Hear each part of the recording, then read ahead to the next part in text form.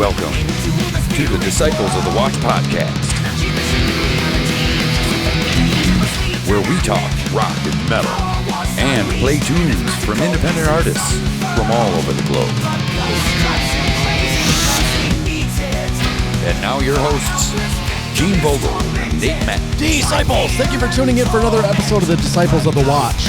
In this episode, we're going to share some music, chat some news, and we'll wrap the show with 25 classic heavy metal albums to start with. You know, in case like you've never heard heavy metal and you don't know where to start, this is the list that'll get you going. Nice. And it is according to the heavy metal philosopher. I'm Nate Matnich. And I'm Gene Vogel. Thank you for joining us. Also on this episode, we'll enjoy some independent music from two bands from Germany. I went for a double pack there from some Germans that were contributed. Malice in Wonderland is one of the bands, and We Are Legend is the other. So stay tuned for all of that. But before we get to all that fun, Nate, we got to catch up, man. It's been a while. It's been quite a while. Yeah, it was about a month. Something like that, yeah, between my vacation and holidays, and here we are. Finally together again. Well, I've been working, we've been having some home renovations done, which are all finally done now. Nice. When I moved from Minnesota out here to Colorado, I had my CDs in some CD towers. For whatever reason, when I packed up and decided I'm not bringing the CD towers, I don't know if I thought, hey, I'm just going to leave them in the bin. I don't know what I was thinking, but I didn't bring the CD towers. So it's been, I had some shelves on the wall and I had them all kind of piled up on there. And I decided, after we did all those renovations and stuff, and we took the shelves down and we painted, and decided I don't want to put the shelves back up, so I went to buy new CD towers. And I didn't know like how many CDs I have. I haven't really counted, so I bought a tower that would hold like 360 CDs. I'm thinking this will be plenty, and I'll have some leftover space for like some DVDs and shit. So I get the CD tower, I put it together, I get through G. I got all my CDs alphabetized. I get through G, and I've already filled this whole fucking CD tower. Oh, jeez.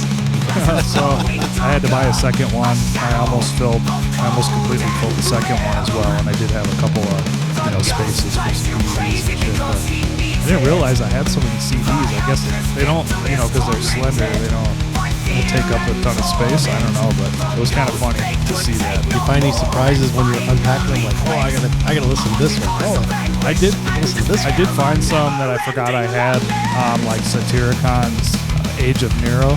And I've been having the desire to listen to it, and I've been looking for it on vinyl, and I was, re-alphabetizing my CDs, and hey, I got the shit on CD, so I was listening to it in the car a little bit, but there was some other ones too, I can't remember offhand, but there's a lot in there too that I could probably get rid of, but I have it, fuck it, might as well keep it. Fuck, what else is going on? I got a new job offer. They want me to sign it on Monday. I got it on Friday, kind of late. It's pretty fucking appealing, so I'm almost 100% going to sign it. I'll decide tomorrow morning for sure. By the time this airs, I will probably have taken that. And it's been brutal. And then my manager left, and he was the last piece of that fucking job that was making it tolerable. So once he was gone, I'm like, fuck it, I'm out. So that's going to give me some time, because I'm going to take a couple of weeks off between jobs, and we're going to go to, Leslie, my wife, and I are going to go to Aspen, up in the mountains, to see Stephen Marley, Bob Marley's son. And he's doing like an 80th birthday celebration for Bob Marley. So we're going to check that out. And there's some hot springs up there we're going to check out. And then after that, we're going to drive up to Minnesota. And my nephew's having a graduation party I'm going to go to. And then, of course, we'll visit all of our people while we're there. So I'm pretty excited to get a trip in, and it's been really nice to just really decompress, man. Because I haven't been working very hard either, because I know I'm going to be moving on. So it's been a pretty chill couple of weeks. I'm digging it. Nice. Yeah. So I was talking about before. I think this was last episode. I was discussing the Steppenraiser Peter Tosh biography that I was listening to the audiobook for. It's really long. I finally finished it. It's a pretty crazy story. If you're interested at all in reggae and you like biographies and things like that, I would recommend it. There's a lot of history of reggae and all that in there. And then you also just get this appreciation for just, kind of how things work in life, because Peter Tosh, taught Bob Marley how to play guitar. And Peter Tosh was really a driving force with a lot of the sound, the reggae sound that they came up with and all that. But he really, he people know of him now a lot, and he's gotten a lot of recognition. But back in the day, he just couldn't quite hit the same, superstardom that Bob Marley did. Yeah. I think it bothered him. It's written by other people, so it's not him saying it. So I don't really know what his true feelings were, but he seemed like he had some bitterness there. And fucked up deal, man. He some guy, a guy got out of prison, and the guy was kind of a leech, off of various famous people around Jamaica, and he latched onto Peter Tosh, and Peter Tosh apparently was super generous with his money and his things. And he helped this guy out. There was some jealousy there, and he thought that, Peter Tosh had come back from the United States with a bunch of money, like in a suitcase or something. And he went up there with two other people, and they murdered him. But there was other people in the house, and they shot everybody. And like two people died. Peter Tosh died, and another guy named I can't remember his name. Anyways, he was killed, and then the others, I believe, lived. One of the people who were involved got murdered. The main guy, he's still in prison. He maintains his innocence to this day, apparently. He still says it wasn't him. There's speculations that somebody, like a government official or somebody, wanted him killed and had these people kill him, and then they killed off the people who were involved to kind of cover their tracks, except for the one guy who's in prison. So it's a wild story, really. Funny part, I'm going to just share this one funny story from there. It just cracked me up. If you're a weed smoker, you'll probably appreciate this story. Peter Tosh was a massive weed smoker. So everywhere he went, people had to get weed for him because he couldn't obviously travel around with pounds of weed or anything like that. So I think he was in New York, and the story kind of goes that somebody knew where to get some Thai stick, which was super premium weed back in the early 80s. And so these folks all pool their money together to buy him this Thai stick. So they buy it for him. They give it to him. He rolls the whole fucking thing up into one spliff and smokes the whole thing himself. And then the next day he's asking them hey, could you get me some more of that? And here they all pooled all their money together and shit and got him this primo weed, probably thinking it was going to last him. And he just roasted the whole fucking thing in one shot. I don't know. I thought it was really funny, and it was probably really good. So he's like, hey man, where can we get some more of that stuff? Yeah, that knocked me on my ass. Well, yeah, it was premium, and it cost that too at a premium price. Yeah, it was pretty funny. When you're used to the shit weed, yeah, you got to pack it up, load it up, and then smoke it up. Yeah, he wasn't used to that. Yeah, the Jamaicans grow some good weed though. Definitely. I had some when I was out there this last time, and they're becoming more like the United States with the legalization, where the buds look really nice and there's no seeds and stuff in it like that. But the last time I went out there 5 years ago, I got some weed that was grown on the mountaintop, and it had some seeds and stuff in it. But that shit was fucking fire, man. I was getting toasted on that stuff. It was great. Yeah, so he's a big pot smoker, and I laugh because everywhere he goes, these people just have to get him weed, and then he would try to get special permission in countries where they, it was totally illegal, or I'm gonna smoke if I'm coming kind of a thing. And so he was just blazing up everywhere on stage, wherever he was at. That guy was all about it, and he was really big on legalization. So a lot of his songs were politically motivated in general, and then a lot of them were around legalizing marijuana, which if he were alive today, he'd probably be celebrating, because even in Jamaica, it's not legal, but I think you can have up to 2 ounces without any kind of criminal. So enough of that story. Check that out, though. It's really good. One of the better biographies I've read on music, just because of all the information that was in there. I'm also checking out Mark Morton of Lamb of God's autobiography called Desolation. I'm about halfway through this one, and this one is really cool, and for the following reason. We grew up, right? You and I grew up when all the thrash metal and speed metal and death metal and black metal and all that stuff was new, right? Yep. So we listened to Dave Mustaine's autobiography, and we hear about how he was influenced by UFO and things like that. Well, Mark, He's the younger guy. So he's like talking about hearing Slayer for the first time and, you know, being inspired by those kind of bands and punk bands and stuff like that, that it's just cool to hear people referencing bands that we grew up hearing as their influence. You know what I'm saying? He talks about GWAR because he's from Virginia and how, like, you know, when GWAR was becoming popular and these relationships he had with these folks. And I just think it's kind of a cool change of pace, because here it's a metal guy who was actually inspired by other metal guys, where most of the stuff we listened to, they didn't have metal really before that, except like Black Sabbath or Deep Purple or whatever. Yeah, a lot of proto metal bands. Yeah. So I'm only part way through that one. It's a reminder too. He was kind of an outcast kid, and he found he belonged kind of in the metal crowd and the skateboarding and all that stuff. And I was, you know, a lot of people can find home in the metal community, I guess I would say, which makes it cool, honestly. Agreed. That's really about all I've got going on out here in my exciting world. I know you've had some fun since we were last recorded. We got to hear about it. Well, I don't want to get too deep into all of it, but yeah, we did our Scotland trip and it went off very well.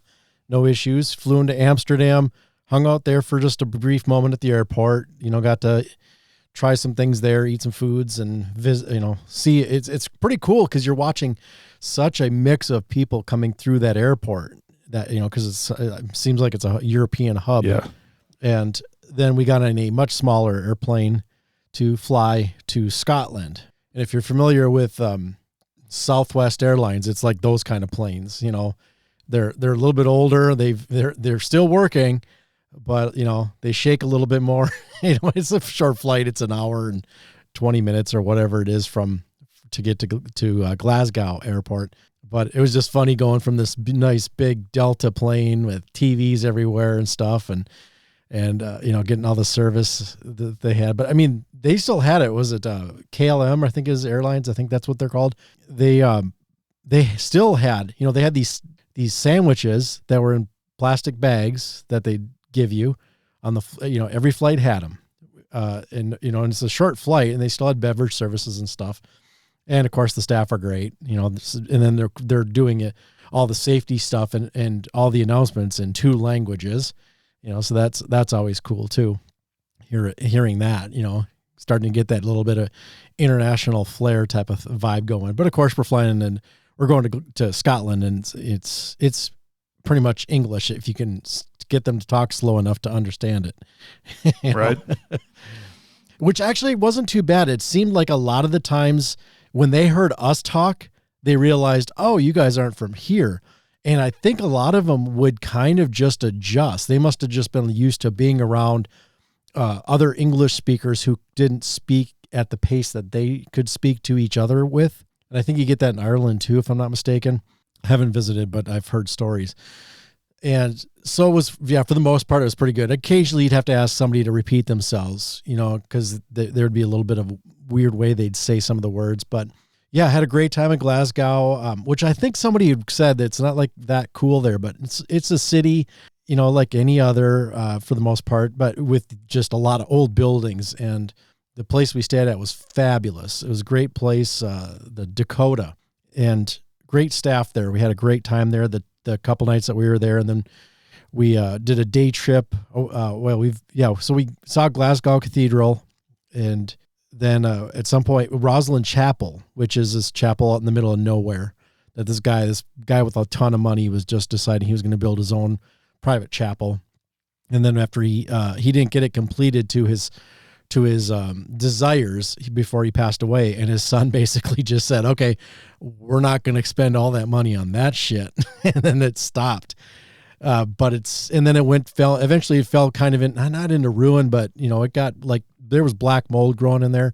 So they had to go in there and they, you know, there's some vandalism and stuff, and they got it all cleaned up, and then they had to fix the fuck ups from fixing it because they sealed the stone, and then they sealed the moisture in the stone, and then there were some problems from that.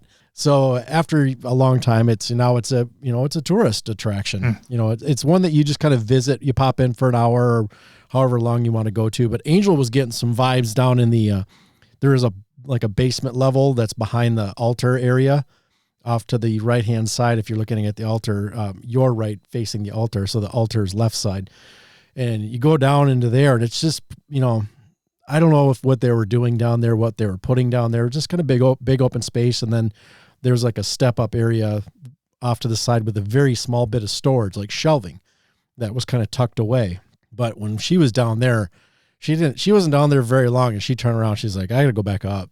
She was getting some sort of heebie-jeebies going on in that spot. And then we did do a day trip to Edinburgh, which we did see the castle, and that was cool.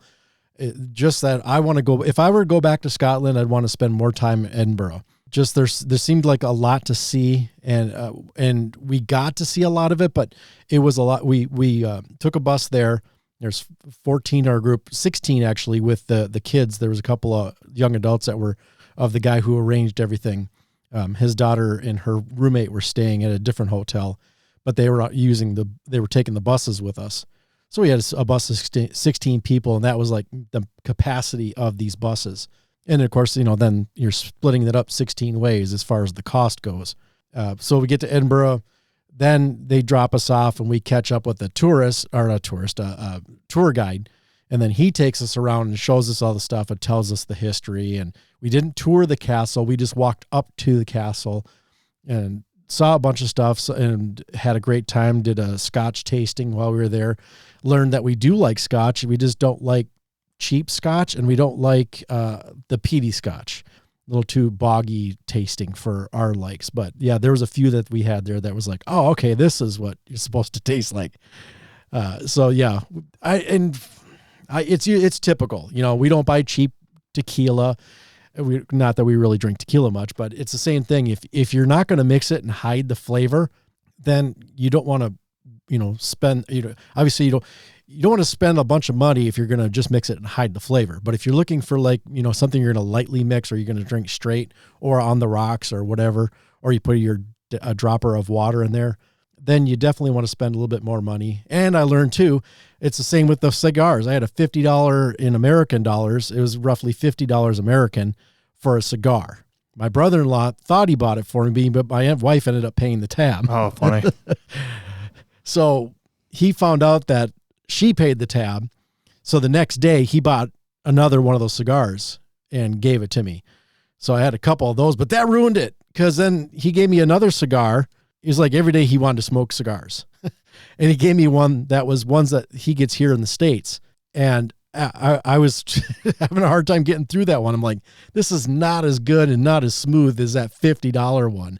But I don't want to get into that, that whole mess of being a $50 cigar smoker. Absolutely not. I mean, I could get a box set maybe at that price, or for the cost of 2 cigars, I could get some good vinyl in my collection. Yeah, but when it does come to smoking cigars, it does matter.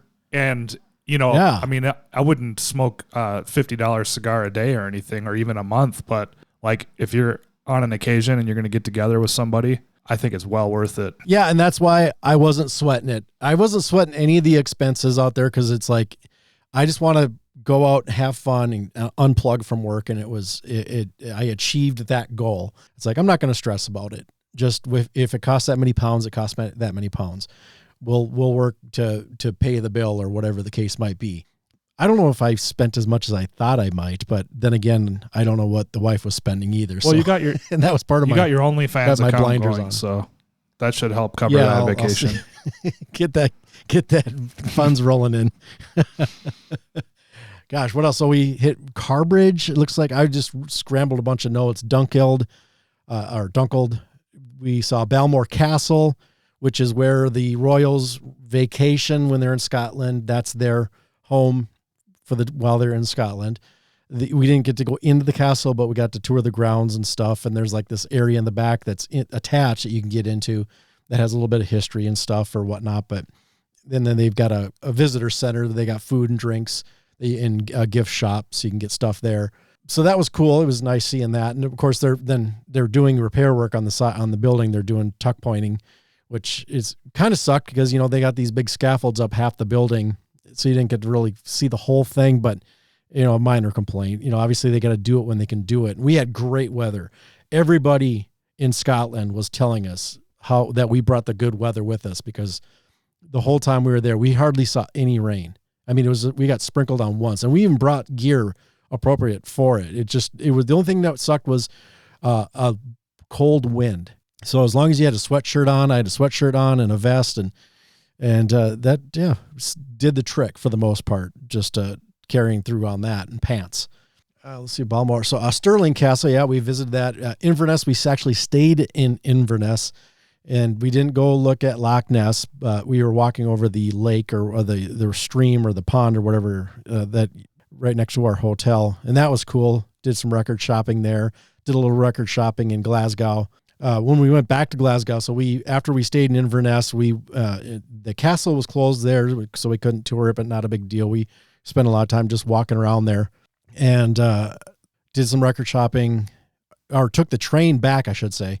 And then spent one more night in Glasgow before we took off the next morning.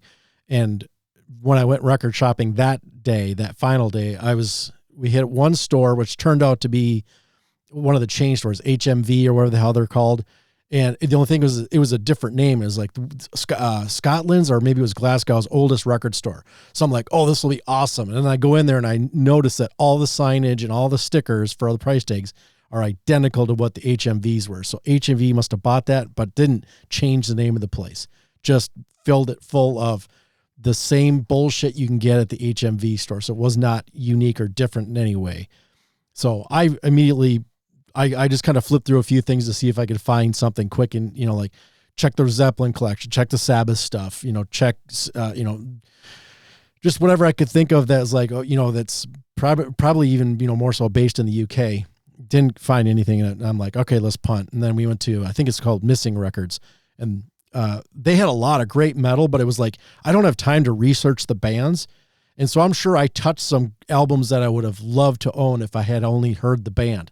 And I wasn't going to spend a bunch of money on stuff I've never heard. And, and I don't even know this style of music. Is it death metal? Is it thrash? Is it, grindcore? What is this? So saw a lot of great albums and a lot of great covers and a lot of great band names, but didn't recognize a bunch of them.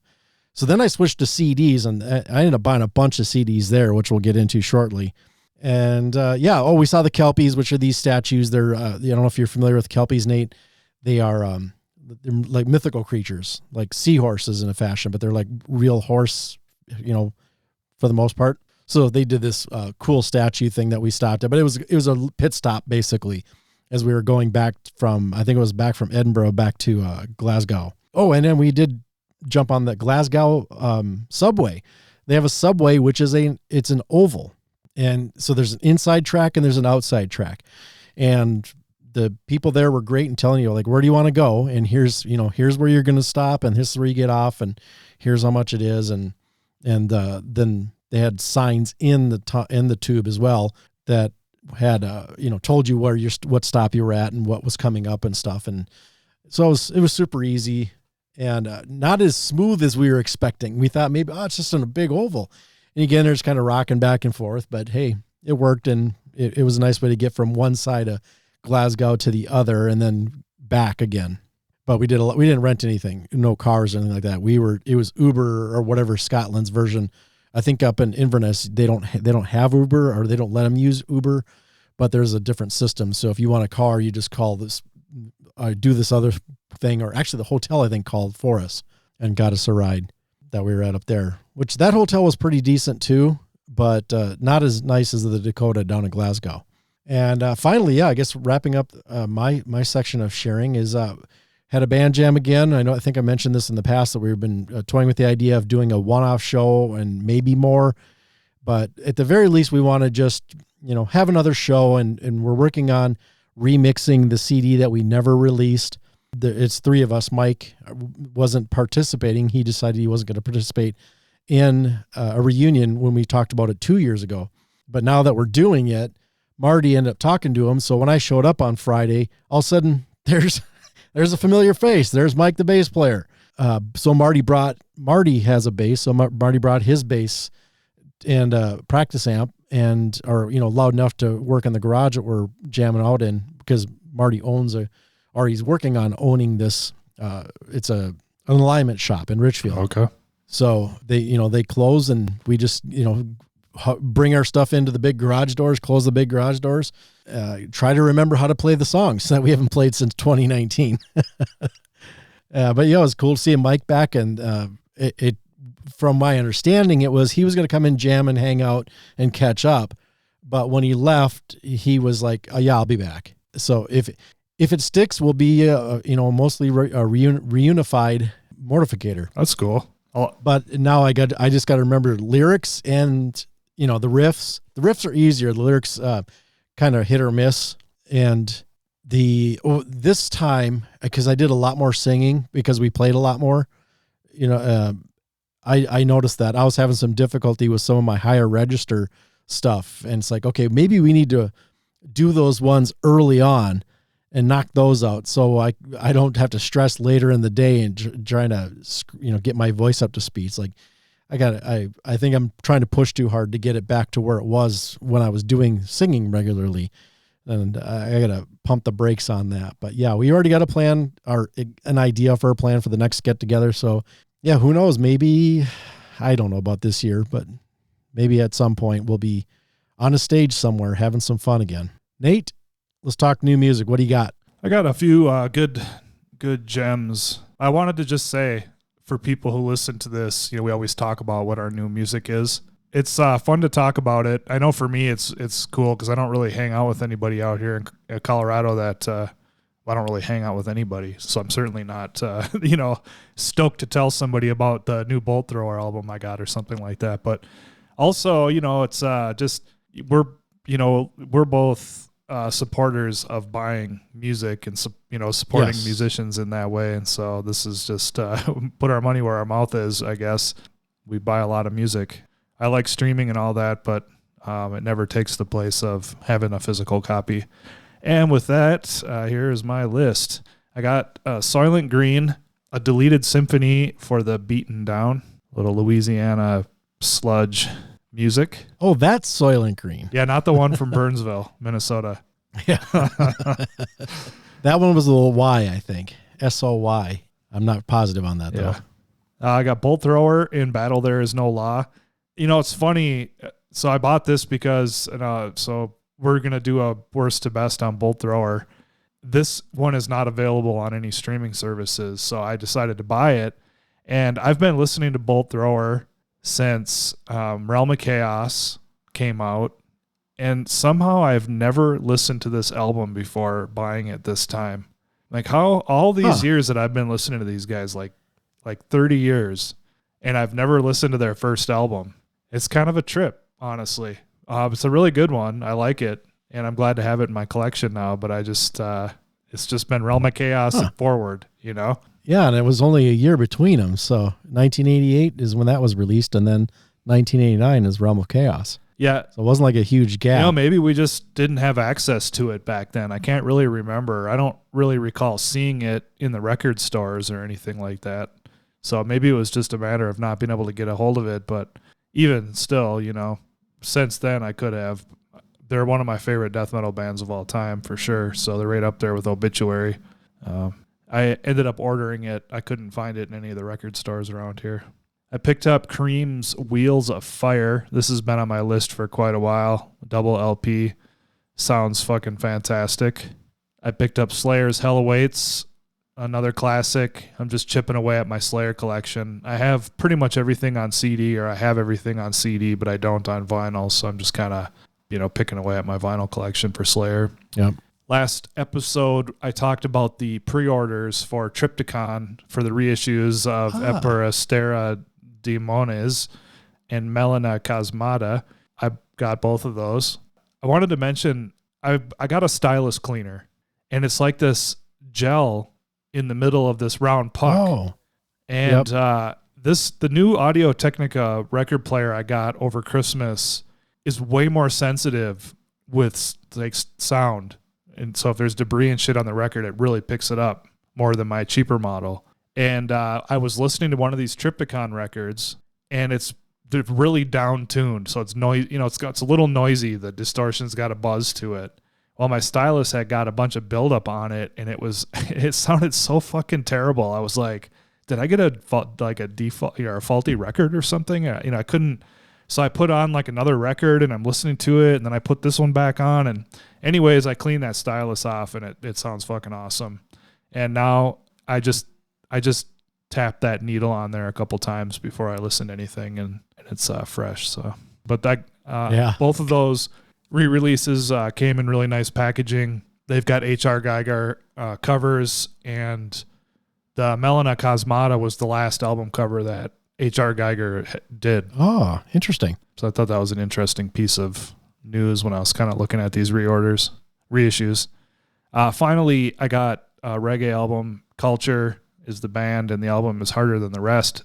I played a song off this album on our last episode, I'm pretty sure. I think so. It sounds right. It was a little bit of a fucking chore to get a copy of this, and I don't know why it was so difficult. I mean, I could have ordered it from overseas easily enough and paid a ton in shipping, but I found it on Amazon. Somebody was selling a used copy. I ordered it.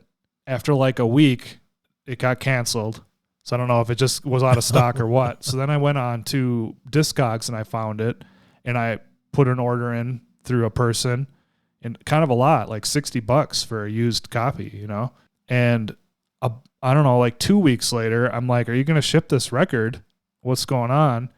And the lady said, well, the one that you bought is no longer in stock, and I've been trying to find another copy, and so I have this copy. And the sleeve's a little beat up. The record itself is in great condition. And she offered to give me like $15 discount, and I said, yeah, that's fine. Just fucking go with it. I don't even know if I got the disc. I don't think she even gave me the money back, honestly.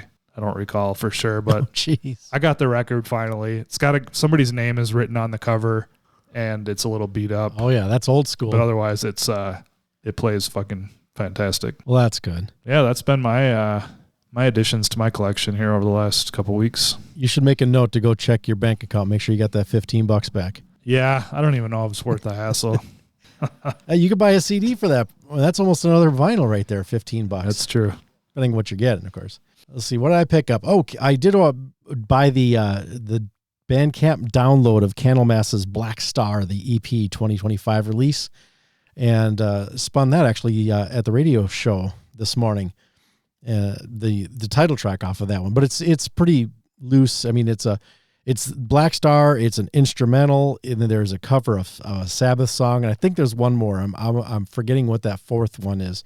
It might be just another original song, but yeah, the Sabbath cover is great. You know, Candlemass is cover Sabbath very well, but yeah, it's kind of a simple EP, but it was, you know, a kind of a way, you know, you got the new singer back in, and I think they released something else with him too. So I don't think this is the first thing they've done since he's been back, but I'm not real hip to my Candlemass lore, but I saw they released it and I thought, you know what, I'm just going to throw some support their way, and it'll give me something to play on the radio show as well. So here's what I got when I was in Scotland. I went to Union Records, and that was in Inverness. I got the Wild Horses. That's their debut from 1980 on vinyl. That's what's his name? The guy, not Scott Gorman, but the other guitar player from that time in Thin Lizzy. He broke off and formed Wild Horses. So they got a little bit of a Thin Lizzy vibe at times. And I know there's a song that I played on Time Travel Radio because that's how I got hip to it. That's on this album. And I saw it and it was only 10 pounds. I'm like, I want to bring at least one record home. That's, you know, it's a UK printing type of thing. And that was like perfect. There was a couple other things I was contemplating, but I was like, I didn't want to blow my wad. I was like, I don't want to spend a bunch of money at one place on stuff that's like, yeah, maybe I want this, maybe I don't, and then get to another place and go, oh my God, now this is what I'm looking for. And then it's like, well, now I'm going to put myself even further down if I'm getting, you know, buying the stuff I really wanted to get, but I haven't been able to find. So, and you know, so be it. You know, I'm sure a lot of people travel and they do the same thing. They're looking for some gems, and that's kind of what I was keeping my eye for. And probably just everybody's overshopped. Let's see. So when we went back to Glasgow that second time, that's when I picked up a bunch of CDs from Missing Records. So I picked up Faith No More, We Care a Lot. And that's a London /UK release. Blood Mountain from Mastodon, another European Union release.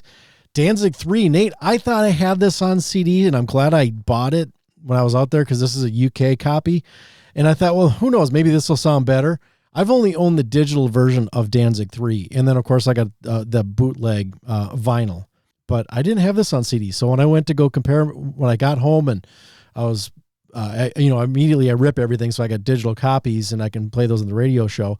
I went down and dug through my collection. Either I've misplaced it or I never owned it. I don't remember. I know I was positive I've owned Danzig. I started with Danzig 2. That was my entry into Danzig, Lucevich. That was such a phenomenal album that I went back and got the first Danzig record.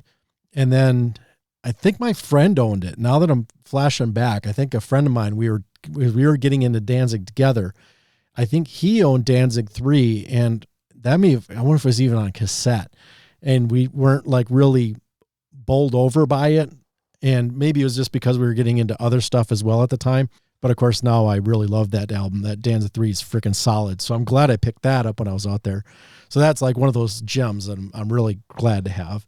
I picked up a Best of Cozy Powell CD from Germany, or, was produced in Germany. Devil Driver, The Fury of Our Maker's Hands, another German release for the European Union and the UK. W.A.S.P. Re-Idolized.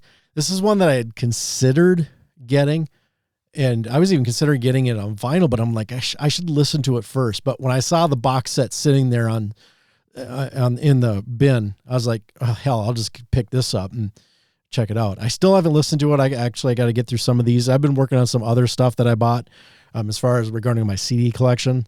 So I haven't gotten around to spinning that one up yet, but I'm going to be very curious to hear that Re-Idolize. And that comes with a Blu-ray and a DVD. So hopefully I can spin those. I don't know if those are region specific or any of that bullshit, but I'll find that out at some point. Then I also got the Solid Gold Collection featuring Ian Gillan. So these are all his solo cuts. It's a bunch of solo cuts and 30 massive rock tracks on 2 CDs. So, and some of that stuff's not too bad. I mean, if it's not up to Deep Purple standards, I would say, but when I've been doing time travel radio and digging through Ian Gillan, through his solo stuff, there's been some good pieces in there, and definitely a song or two. So when I saw that, I'm like, screw it, I'm just going to pick that up and take a chance on it. And I don't think it'll disappoint, but we'll find out. And then to wrap up, I got a few things on vinyl. I picked up the Jimmy Page and the Black Crowes Live at the Greek box set that was just released in 2025. It's got more tracks on it. So there is actually more than just the Zeppelin songs and the covers that they did together. They also do some Black Crowes stuff. I haven't cracked the shrink on that yet. I was hoping to do that today, but with getting home from the radio show and then taking a nap to get caught up on my sleep and then going out and doing yard work and getting ready for the show, I just haven't had the time to do that. So maybe next weekend, because I want to sit down and I think it's like 6 pieces of vinyl, or 6 sides, I should say. So 3 records. It might be more than that, but I don't recall. But I think it was Amazon had it on a super sale type of thing. And I don't know if they just ordered too much or if they just were throwing out random sales. So the price was cut way down. And that's why I'm like, I better just get this now, because if I don't buy it, and then 6 months from now, when everybody's selling it at like the price and a half that it came out at, if that does happen, then I'll be kicking myself. So I'm like, I'm just going to do it, pull the trigger, get it done. Now I've got it. I also picked up Death, Scream, Bloody Gore. That's working my way, to the older stuff as I'm going through my catalog, and I'm trying to think if this might be it. I don't know. I have to go look and see what I've got in my bin upstairs. And then finally, I picked up the Clayman from In Flames re-release that just came out on May 30th. And that was on vinyl, blue vinyl. And yeah, I remember hearing them spinning that on KNAC online. I used to listen to KNAC on the internet a lot. And it may have been one of the first like metal stations to go on the internet. And I just fell in love with that. And I listened to so many good bands and got turned on to so much different music from that. And I don't think I cared for it because he used to spin only for the week quite a bit. And at first I was like, I don't know if I care for this. And then one day it just grew on me. And then I bought the CD. Actually got it at Northern Lights Music in Burnsville, Minnesota. Still got the sticker on the back of it saying that I bought it used. Nice. I'm glad I left that stuff on there because that's kind of a nice memory when I pull a CD out and go, oh my God, okay, I got that used. That place saved me so much money. Yeah, I've got very fond memories of Northern Lights in Burnsville and in the one, I think it was on Hennepin in Minneapolis in downtown. Yeah, never visited that one. Right up the streets from Sun's.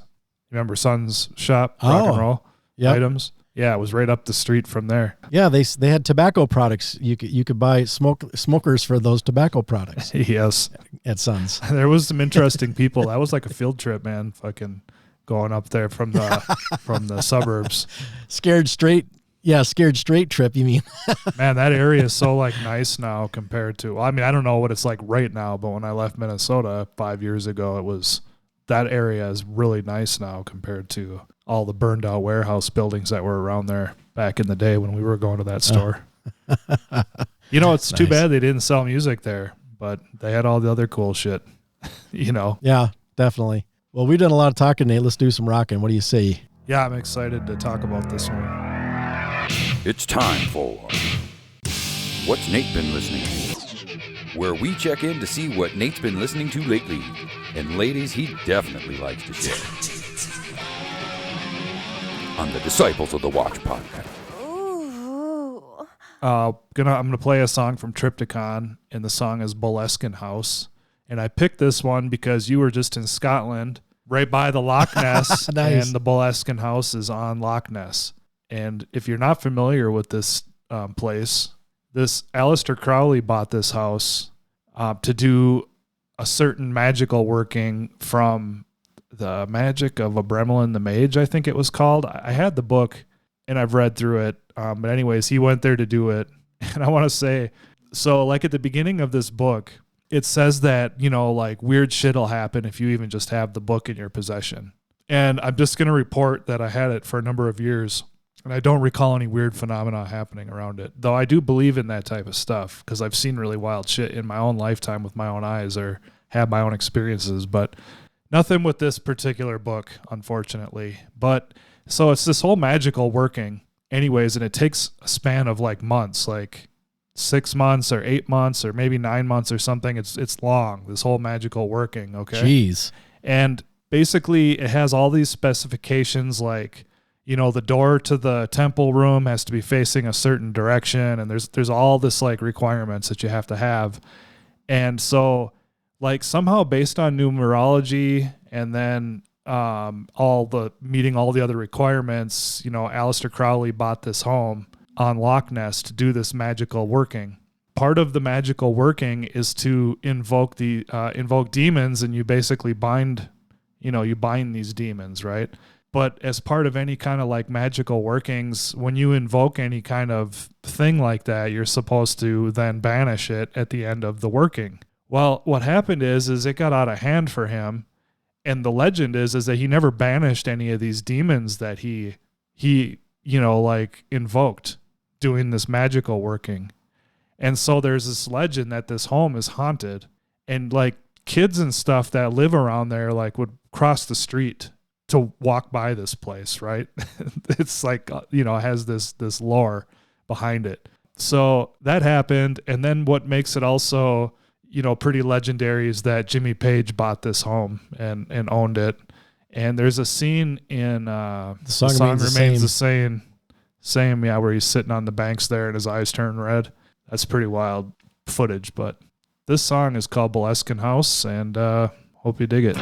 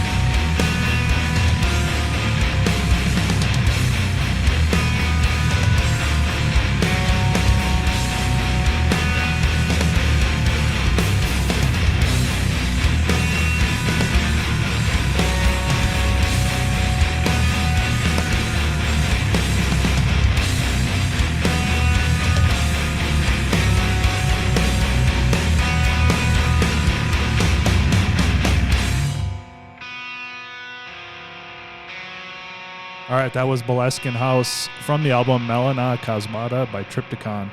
You know, I'm a big fan of Celtic Frost from way back in the 80s when I first heard them, and I remember turning a friend on to King Diamond, and he turned me on to Celtic Frost. Yeah, he was like, check this out, and I was like, oh yeah, check this out. And so I've been a fan of them for a long time. Of course, nobody likes Cold Lake, including them, so we can just discount that as that was even part of their collection.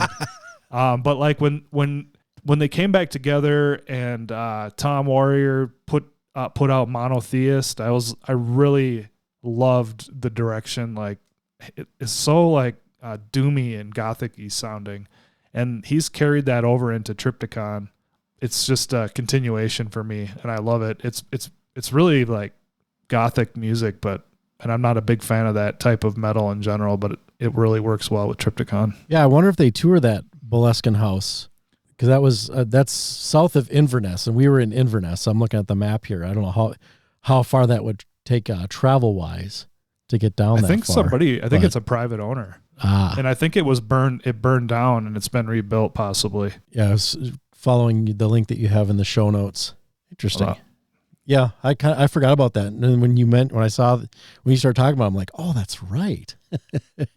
Not that we would have been able to get down there and even just drive by it or anything like that. Because, yeah, that would have been maybe a day trip. Yeah, maybe if I had planned something out. But who knows? Maybe I'll go back someday. If the story that I kind of gave around this house is interesting at all, and you're a fan of like Aleister Crowley or Magic or any of that type stuff, it's really thick and it's a little bit dry. But I still highly recommend his autobiography called The Confessions of Aleister Crowley. And he gets into great detail about all this stuff that he gets into. And it's a very fascinating book. But it's a little bit of a commitment to read it. I wonder if it's on Audible. I'm going to look now because I'll fucking listen to that. That'd be better to listen to, yeah, especially if it's that dry, unless it's going to put you to bed. Yeah, I mean, he gets into really deep details about stuff in his life, so it gets, some of it's super fascinating, and you're just like totally sucked in, and some of it's like, okay, we can carry it on here a little bit. Well, that's the beauty of the audiobook. You just hit, jump forward or play it at speed and a half or whatever. I mean, this dude, he came from money. He was a chess player. He was a mountain climber. He was involved in magic. Then he became a drug addict and fucking died with nothing. Strung out on heroin. It's just, and now, how famous is he after his death? Anyways, The Confessions of Aleister Crowley. Check it out. All right. You ready to talk some news? Yeah. What's interesting out there in the world of rock and heavy metal? Well, let's find out.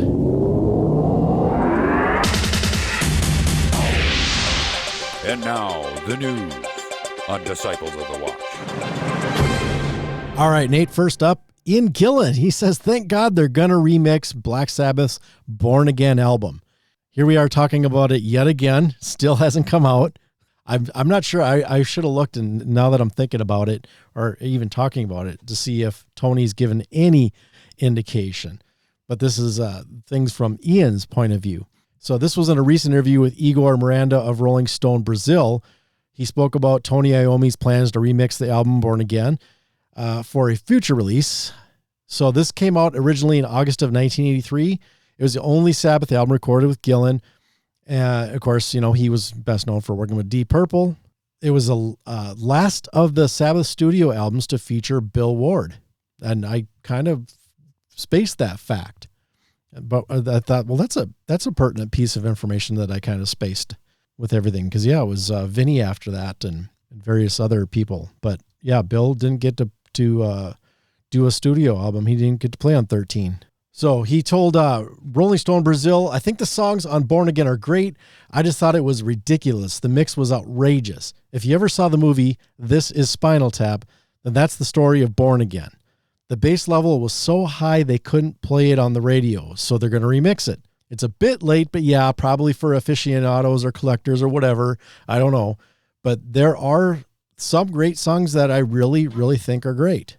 It's always a joy to write with Tony. Ian continued, we certainly had some fun making the record. It was quite a fantastic time, and I enjoyed the tour. It was the longest party I've ever been to. It lasted 1 year. I think the album is actually great. Ian added, always recognize the fact that Ozzy's the singer with Black Sabbath, and people identify with that. So it was kind of a weird hybrid kind of situation. But in all, thank God they're going to remix it. And back in 2024, a year ago, May 2024, just over a year ago, Iommi had told Sirius XM's Trunk Nation with Eddie Trunk about why it's taking so long for fans to hear a remixed version of Born Again. And he says, well, eventually we got the tapes, but we couldn't find them for years. We didn't know where they were, and my manager located somebody, and they were in a record company's, in their archives, tucked away somewhere in one of the record companies. I don't know how they got them, but they did. And so eventually we got them, and then we are having them transferred because obviously it's tape. He went on to say that a lot of Sabbath fans have rediscovered Born Again in the last 4 decades since it was originally released. Yeah, it's funny. That does happen, he said. And it's the same with the Tony Martin era Black Sabbath stuff as well. People didn't know of it at the time, and then it's word of mouth that gets around on the internet, and they get interested, and eventually they go, oh yeah, it's good. And that's what's happening with Born Again. A little bit funny. It's funny how that works. I know a lot of people weren't happy with the sound, but a lot of people accepted the sound, really. Certainly now. At the time, it was, oh my God, because we went on tour, left it to somebody else, and then we heard it, and we nearly had a fit. It was in the top 4. I think it was number 4 on the chart in England at the time. And when we tried to stop it, but it was too late by the time we heard it. And it just sounded really muffly. It was like nothing like what we left before we went on tour. So it would be really nice to get it so we could get a better sound on it, really. There are some really great songs on the album. There really are. So yeah, it's considered a longtime treasured among hardcore Sabbath fans. I consider maybe I'm a hardcore fan. I'm not sure, Nate, but Born Again was then re-released in 2011 as a special 2D CD set, which features a 1983 live performance from the Reading Festival. And I should see if I could track that down. That would be nice to have in my collection, and nice to hear that on CD instead of, like, I don't know if it's probably on YouTube or whatever, but at any rate, at the time of the initial release, Born Again was a commercial success. It was the highest charting Black Sabbath album in the United Kingdom since Sabbath Bloody Sabbath, and became an American top 40 hit. Despite this, it became the first Black Sabbath album not to have any RIAA certification, gold or platinum, in the US. That's interesting. I think it was probably just the success of, like, if you got Black Sabbath and you got the singer from Deep Purple. And I think people jumped on it, and I think a lot of people were turned off to the sound of it, and immediately the sales dropped. I'll buy a remix of it for sure. Yeah, as a completist, and that's one of those I'd like to revisit every once in a while and see if it grows on me, because, you know, I know we did a track by track with Baco and many years ago, and I wasn't into the album nearly as much as you, and I don't know if you were even as close as Baco.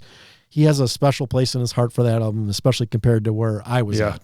Yeah, man, music always hits different for people, so it's always interesting to hear the different opinions on that type of stuff. I was reminiscing about my Black Sabbath fandom while you were reading this, and then you kind of mentioned, whether or not you were a super fan.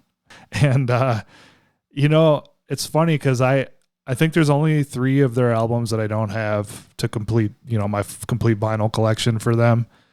Yet I've never considered myself like a massive Black Sabbath fan in general. They're not really a go-to band. If I'm in the mood for them, great. I don't know if I just keep buying their stuff out of, like, the historical importance of the band.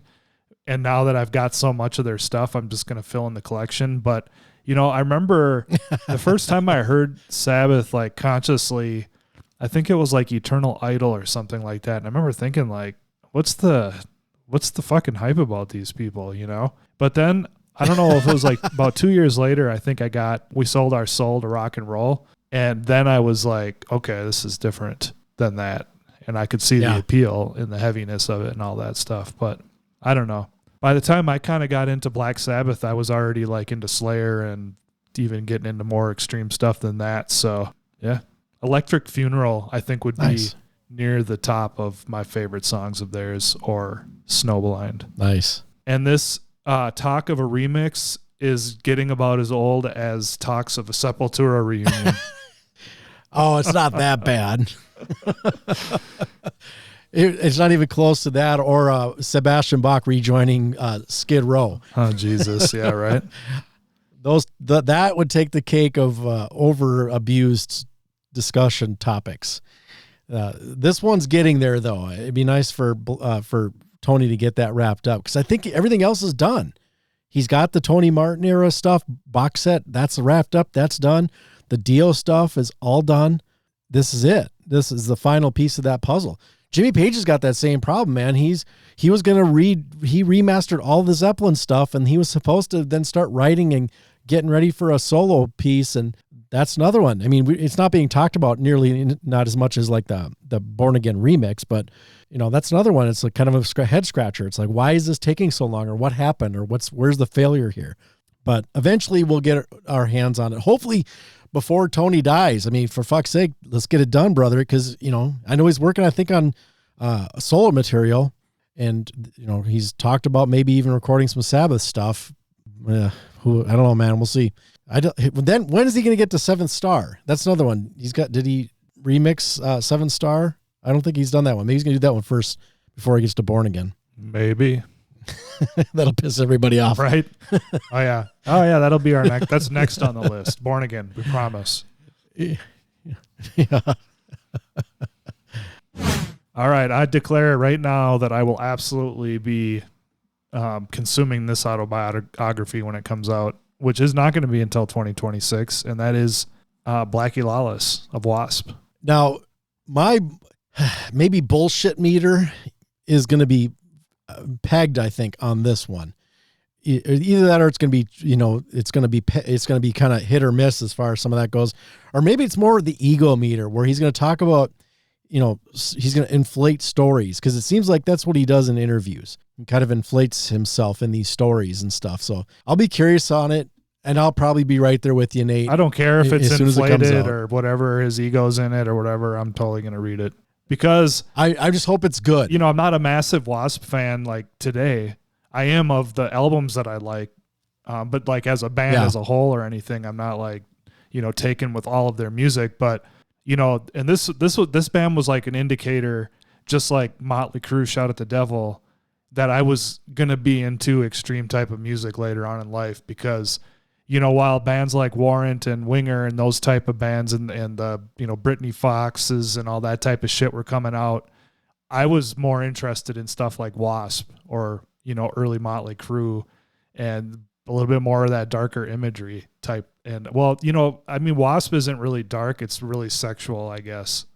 They're just really heavy. But on their imagery. Yeah, the imagery is, but the lyrics, the content of their music is like, sex. It's heavy hair metal.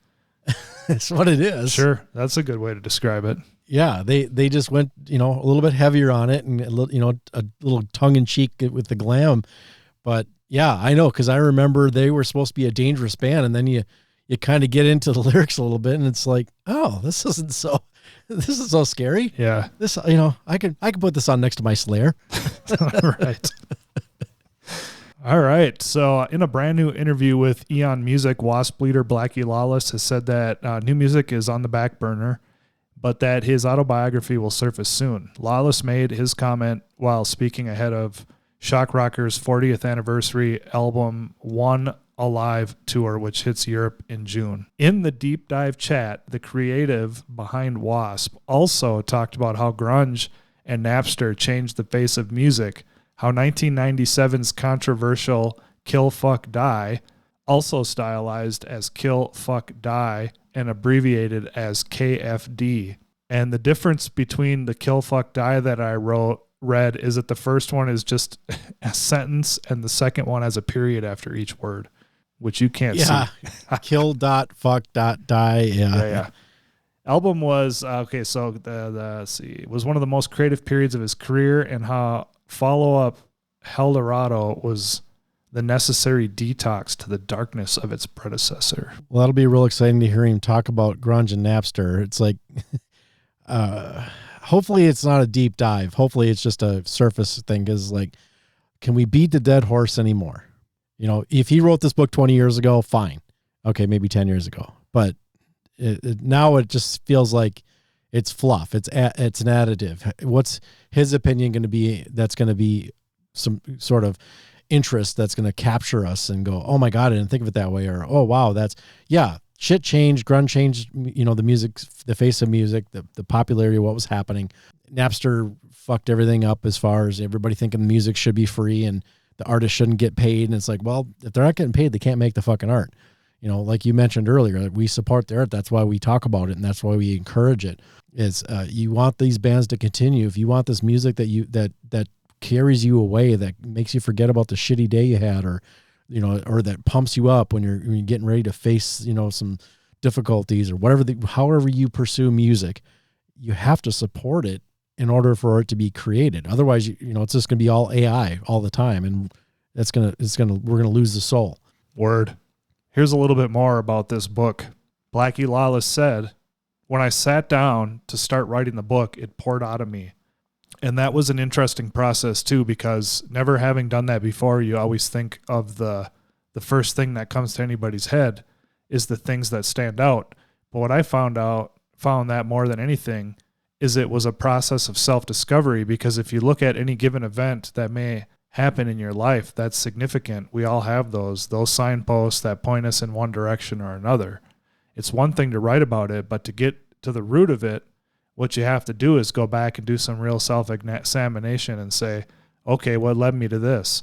And then what led me to that, and so forth. And when you do that, it reminds me, I've heard stories of psychiatrists when they tell people if they've gone through something that's intense in their life, or they've lost a loved one or something like that, write them a letter, he continued. And I found that doing this is very much like that, because I've never done the thing that the psychiatrists have said. Unfortunately, I've never been put into that position, but it reminded me of hearing what they were saying, because it ends up being a letter to yourself, and you discover some interesting stuff, the good, the bad, the ugly, and all that. He just goes on to talk about it's a revealing process. Oh, yeah.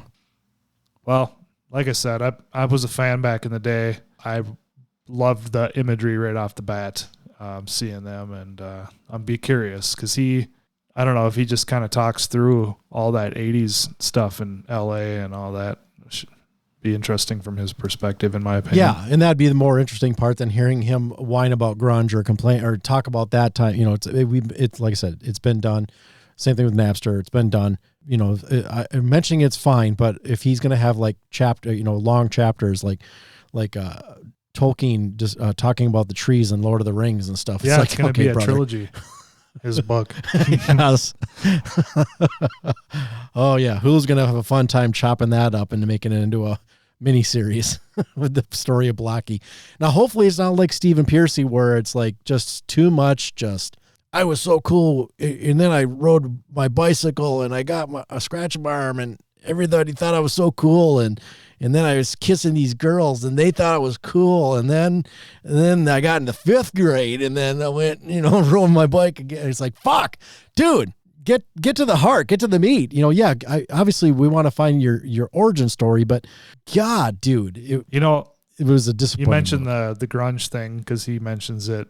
We've talked about this a bunch of times, but it was really just the garbage music that went away when grunge became popular. And I don't know why people hate on it so much, because bands like Alice in Chains are part of that scene, and they're heavier than a lot of heavy metal bands. You know what I'm saying? They're really fucking heavy. And so is Soundgarden and some of the other stuff. So I don't know, whatever. I just think, all the good bands and bands like, Pantera showed that just straight up fucking hardcore thrash metal could be a world seller during that climate. And the really good bands managed to still put out albums that maybe aren't the pinnacle of their careers, but they continued to put out good music. And it was just the garbage bands, the corporate bands, who were doomed anyways, just like music has been since day one, since we've had recordings and stuff. Like, there's all these pop bands like back in the 50s and stuff, and they'd have one song and that's it, Yeah, so, it runs its course, and then rambling eventually about some fucking random shit there, but yeah. Well, you'll hear it from us when it's coming out. Yep. I'll be keeping my eyes and ears peeled for that one. Well, speaking of newer music that some people think ruined things, I'm not one of them, of course. Jim Root says he wants Slipknot's new album to be made like the debut album and Iowa. I would like to revisit the raw energy of how those first 2 records were recorded. For me, Nate, that sounds pretty sweet. That last album wasn't such a great album. I picked it up because I was getting back into Slipknot again after so many years, and seeing them live and such is like, I'm gonna kind of fill up my collection, and I think it was on sale too, because I don't think it sold that well. Dig those first 2 albums, 3, 4. I forget where I kind of faded out. I remember you liked the Gray Chapter, and eventually I came around on that one. Really, Iowa is their pinnacle. That's the best one. See, and I really like that first one too. That one, I got in on Ground Zero when that came out. Seeing those guys on that side stage at Ozfest, and it was like, oh yeah, I got to check this out. 9 weirdos from Iowa in masks and jumpsuits, and let's see how this song goes. needs more keg. And Yes, we need. What's missing? A second keg. Good news. We know a guy with a bat and a keg. It's fucking Iowa. Of course, we know a guy with a bat and a keg. Oh man. Yes. So here's what he had to say. So he says he started writing music for the new metal 9 pieces next studio album, and hopes for it to have shared traits with their first 2 releases. During appearance on the Turning Wrenches podcast, Root states that he has 6 finished arrangements ready for the follow-up to 2022's The End so far. However, the guitarist is in no rush to release the long player, saying via the PRP, "I think we need to be able to take our time to write and do pre-production, and that's going to take a while. To make up for the potentially long wait, Root would be keen to have the band put out something that bridges the gap between their last album and the next. So, possible EP, kids, stay tuned. I would really like to release something before we start working on a record," he declares. Later elaborating, "I would like to get something out sooner to kind of satisfy. I don't know if it would show a direction or not. It depends on what arrangement it is. It's unclear whether the stopgap release Root refers to is something that's already been announced. Last year, shortly after the appointment of new drummer Eloy Casagrande from Sepultura, ex-Sepultura, Slipknot rented a billboard in Indio, California with the words, 'Long May You Die.' This was confirmed shortly after to be the name of a new song, but has yet to come out. Percussionist Sean Clown Crahan has also been teasing fans with details about a long-delayed offshoot project, Look Outside Your Window. The album, self-described as being more melodic and experimental than traditional Slipknot fare, was recorded simultaneously to 2008's All Hope Is Gone and announced in 2018. Elsewhere in the Turning Wrenches discussion, Root says he'd like Slipknot's next album to be recorded in a similar manner to their early work, especially their 1999 self-titled debut and its 2001 follow-up, Iowa. "I want to make a raw album," he says. He later adds, "I would like to revisit the raw energy of how those first 2 records were recorded and even into Volume 3 record from 2004. There's just something really stripped down and punk rock about it, and I think we've been missing that on our past few records, and I think it's time to get back to that in some ways." And Slipknot are gearing up for a European tour, which kicks off at Sweden Rockfest on June 4th. So, dang, it'll kick off before you hear this, actually. The band will spend the rest of the month playing festival dates in Europe before returning to the U.S. for Incarceration in Mansfield, Ohio on July 19th. Looks like a tattoo-themed incarceration. INK, carceration. So there you go. Get your tickets, kids.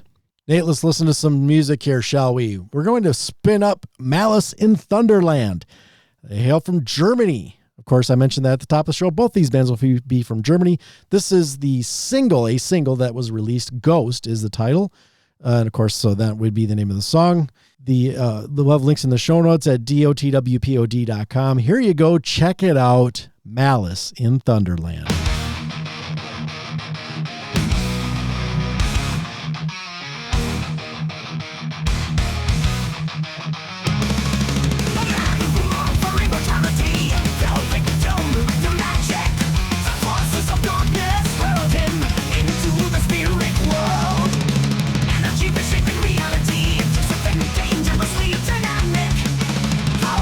Unleashed and its magical essence unfurled. The ghost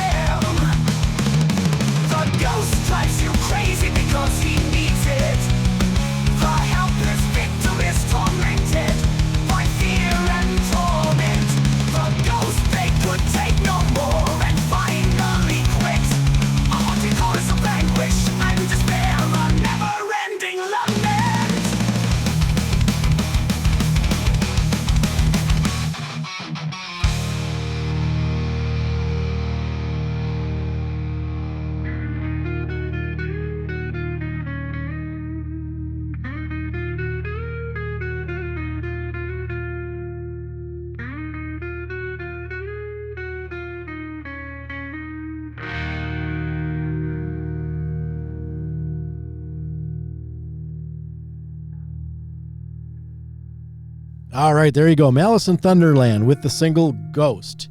Don't forget, show notes, DotWPOD.com if you want to check out Malice and Thunderland.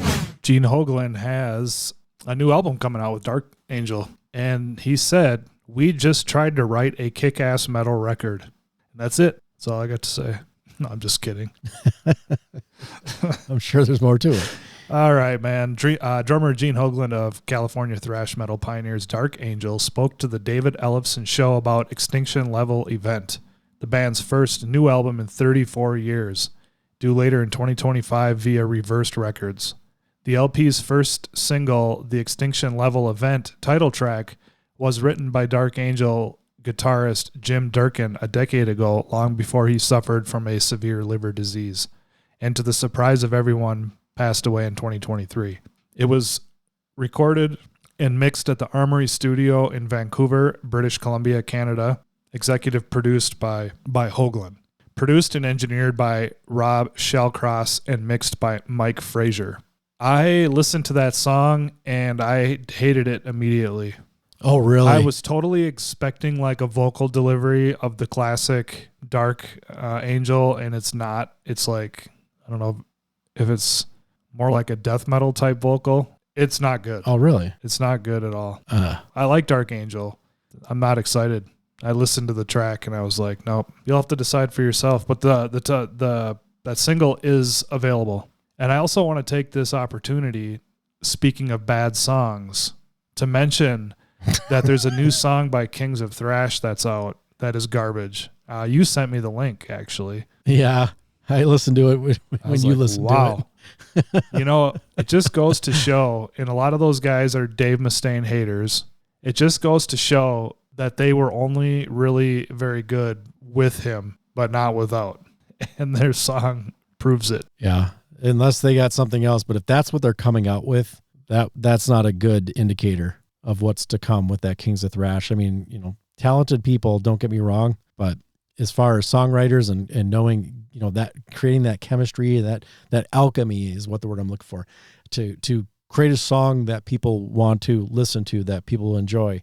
You know, they're going to get their likers, but it's not as good as some of the bad songs that Dave's written. Totally. Well said.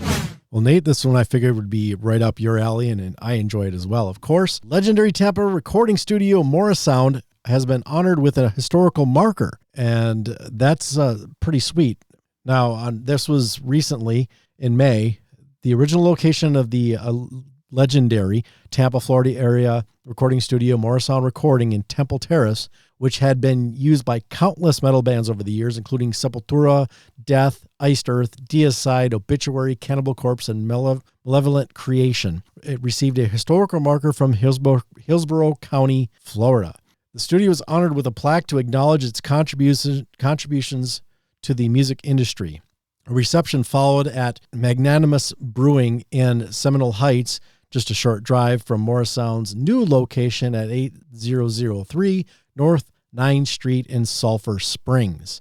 Among the musicians who attended the festivities were John Oliva from Savatage and Trans-Siberian Orchestra, Nasty Ronnie Gilletti from Nasty Savage, David Austin from Nasty Savage, Jeff Lords from Crimson Glory, and Paul Mazurkowitz from Cannibal Corpse. According to the Tampa Bay Times, more than 150 historical markers are scattered around Hillsborough County, all approved by the county commission. Green in color, they are approved and maintained by the Hillsborough County Historical Advisory Council and paid for by the applicant. At its peak, the facility, founded and run by brothers Tom and Jim Morris, had acoustic properties and equipment that rivaled the major New York and Los Angeles studios used by major label acts. Morrisound has been in business since 1981, has recorded virtually every style of music from quiet string ensembles to heavy rock with everything in between, including jazz, country, gospel, bluegrass, folk, rap, hip-hop, punk, funk, R&B, and death metal, just to name a few. That's not a few, Nate. That's like covered almost every fucking thing. No sane person decides to open a recording studio to get rich or famous, Tom Morris told Creative Loafing in Tampa Bay. We have worked our entire careers to help the artists that we've recorded to achieve their creative vision. This marker is an acknowledgement of those efforts, along with all of those of our staff and the many dedicated artists that came through our door in the 80s and 90s. It was the artist's vision and our execution that led to the rise of the new musical genre in Tampa Bay and the world, Tom added. We are very proud that this groundbreaking work has been recognized by the county with this marker. Now we need to figure out how to get rich or famous.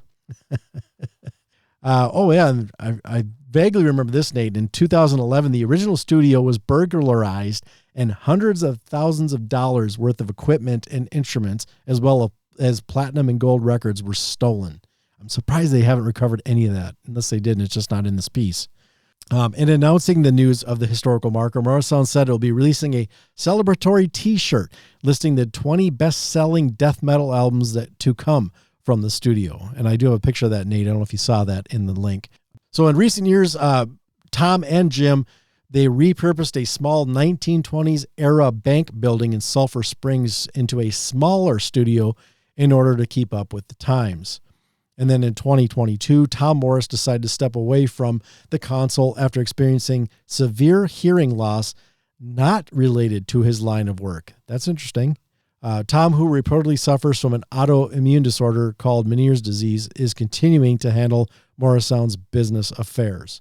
So yeah, the shirt's really like not the coolest thing ever, but it's kind of cool as far as the bands they threw out there. Yeah, there's some really good ones. So Deicide, Morbid Angel, Obituary, Cannibal Corpse, Death. 3 of the Death albums are on there, or 4? 1, 2, 3, 4. 4 Death albums are on there. I was contemplating it. I went, but then they were going to charge me sales tax for Minnesota. I'm like, well, we don't pay sales tax on clothing. So I did reach out to them and say, hey, your site's charging sales tax for Minnesota residents on clothing. Anything you can do about that? So we'll see if they get back to me.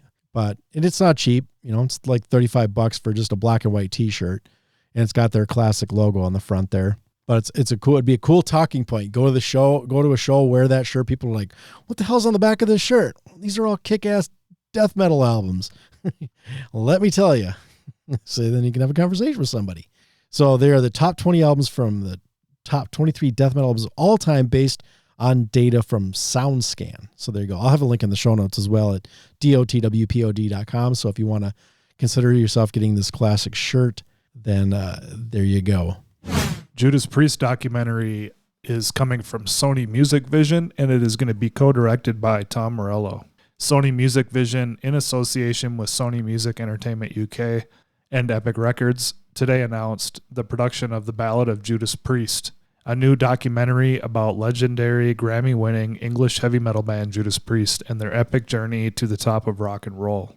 Co-directed by documentary filmmaker Sam Dunn and Rage Against the Machine's Tom Morello in his directorial debut, the documentary will celebrate the legendary band's lasting impact on music and culture, with their influence reaching far beyond metal, featuring unforgettable anthems and pop culture staples like Breaking the Law, You've Got Another Thing Coming. The Ballad of Judas Priest will capture the passion, resilience, and enduring legacy of a band whose music and story continue to inspire generations.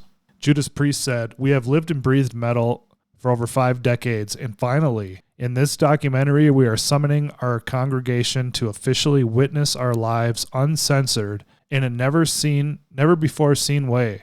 The cassock comes off, revealing Priest in all its metal glory." Is that like a cock cover? I don't know. I'm looking it up. Maybe. Oh, it's a robe, a Christian clerical coat. Okay. So yes, it's a cock cover. Yeah, in a sense it is. Yes, indeed. Well, I'll be looking forward to that. There's no release date. Yeah, I was hoping there would be one in there, but yeah, that sucks.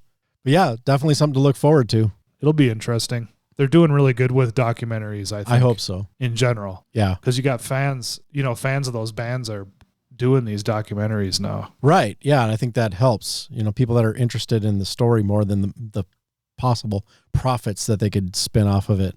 And yeah, I think if they're done right, you can really, help spread, or just help the acknowledgement of the band and make people interested in a little bit more. I mean, look at that Anvil one that did gangbusters for them as far as recognition, put them really back, back on top. A lot of discussions. Back at number 1. Yeah. I was I was almost going to say Back on Top, but I'm not sure if they quite hit that plateau, but it definitely raised the awareness of the band and their contributions, and that they were still going and still putting out music, and some of it good and some of it not so much. So there you go. Look forward to that. Let's listen to another tune, Nate. Of course, I mentioned already they hail from Germany. Actually, there is a Greece tie-in on this one, so there you go. Germany and Greece on this band here. We Are Legend is the name of the band. This is from the album Fallen Angel. The one I went to, is the title track. And I like the addition of the female vocalist, and I think that's why I was drawn a little bit more to this one. So that's why I picked this song. And this features guest singer Eleonora from Italy. So check it out. This is We Are Legend with Fallen Angel.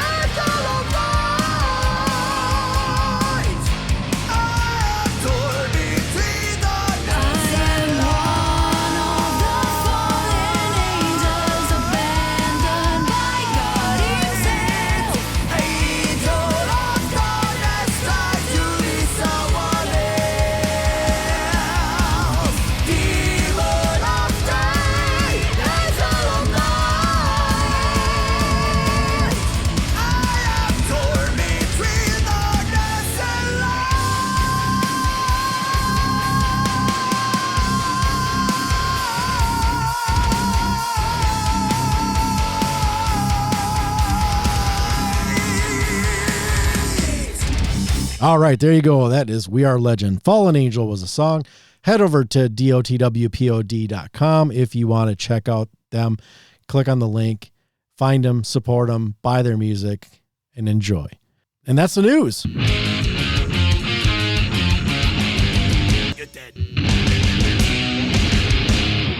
If you're in a band and you'd like to be considered to be played in the Disciples of the Watch podcast, please email us at music@dotwpod.com, or you can use our Gmail address, which is dotwpod@gmail.com. And also, while you're there, stay tuned or subscribe or hit that RSS feed and throw it in your podcast player. We got all sorts of good stuff coming up, independent music specials every month. And I've gone back to working on Time Travel Radio 1983. And I'm hoping to have something out soon. I thought it was a little further, but when I got back from my vacation and pulled out that spreadsheet, I realized, I still have a lot of work to do. So I'm hoping to be able to dedicate some time to getting that back on track and get some of those out. So stay tuned for that. And actually, that reminds me, I did a special.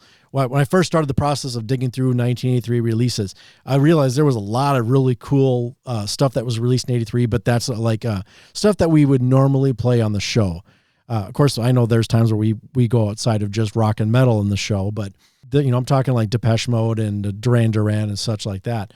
So what I had done was created 40 tracks from those like radio songs and the little bit more approachable stuff. I mean, there's a Kansas song in there too, which is a really kick-ass Kansas song. I'm not sure if I feel bad that I kind of burned it up on that episode, but I guess I'll find out what I got left over when I dig through everything else. But I did pull that up on Spotify, or I'm sorry, the Patreon. It's a Patreon only release for our patrons.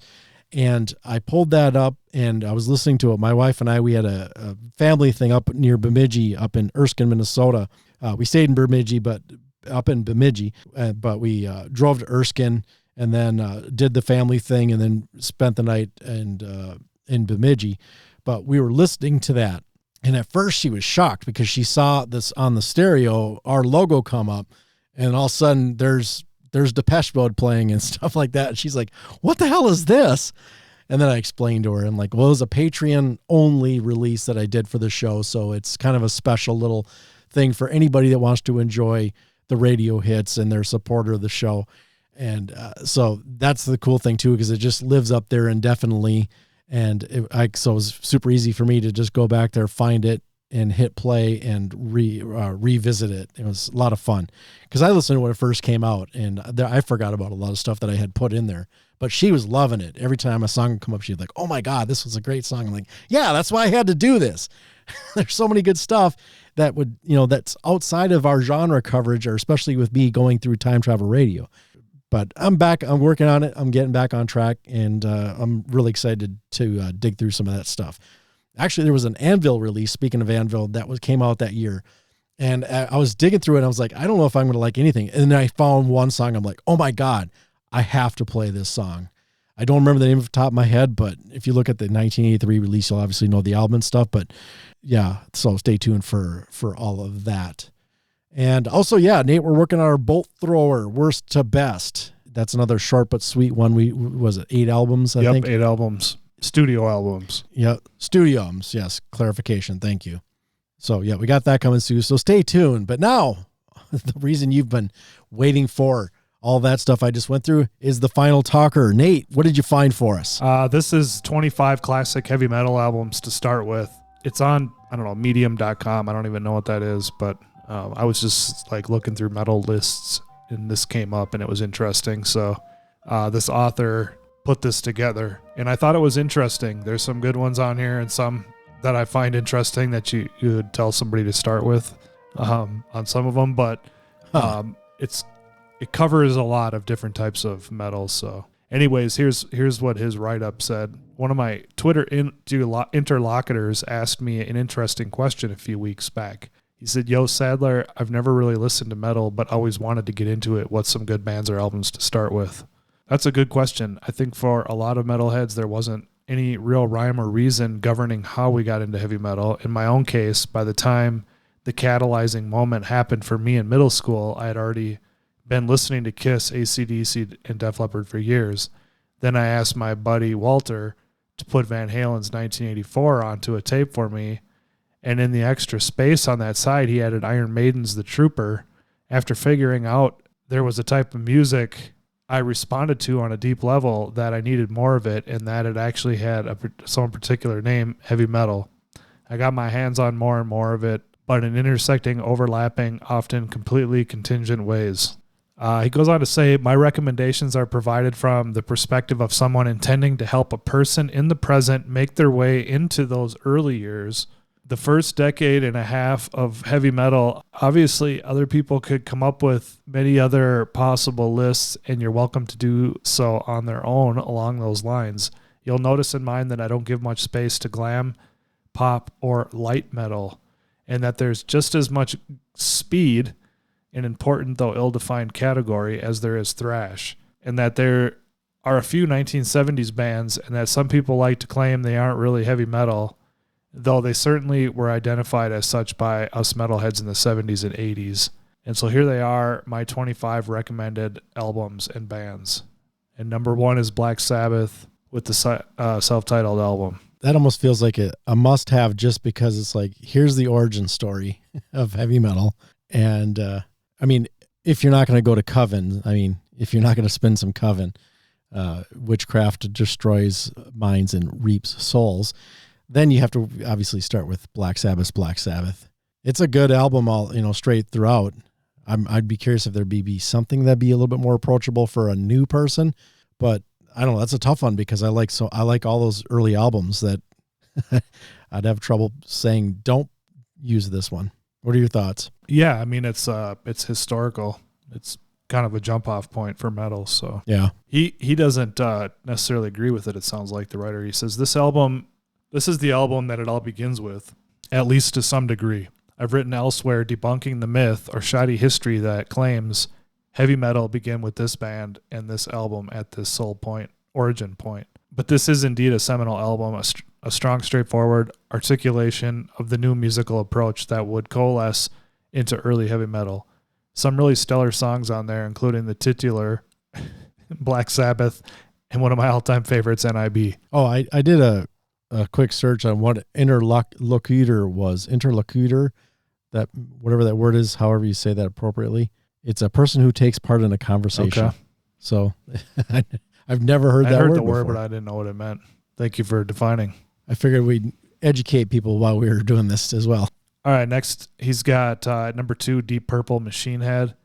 Once they had Ian Gillan as their new vocalist, Deep Purple were completely ready to contribute to the incipient genre of heavy metal, and did so in 1970 with In Rock. Machine Head follows that up arguably even harder and heavier. It's got Highway Star, Smoke on the Water, Space Truckin', and Pictures of Home on the album. Deep Purple will prove to be about as influential as Black Sabbath on the next generation of metal musicians, and so it's good to give their stuff from that same era a full listen. I think In Rock is more of a heavy metal album. I knew you were going to say that.